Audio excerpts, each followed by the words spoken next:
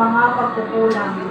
Pagkos, linisin mo po siya sa kanyang mga pagkakasala. Ipagkaloob mo po sa kanya ang ipinangako mong kaligtasan. Ibahagi mo po sa kanya ang inyong tagumpay laban sa kasamaan at kamatayan. Huwag mo po siyang hinulugang mawalay sa iyong sarili at kalungan. Halip, pagkalooban mo po siya ng kahindayan at kapahingahan sa iyong tahimik at masaganang pagtulong. Jesus, Panginoon ng buhay at kamatayan, tagapagaling ng mga nagdadalamhatian ng lurusan. Dapit ng kamatayan at kasalanan.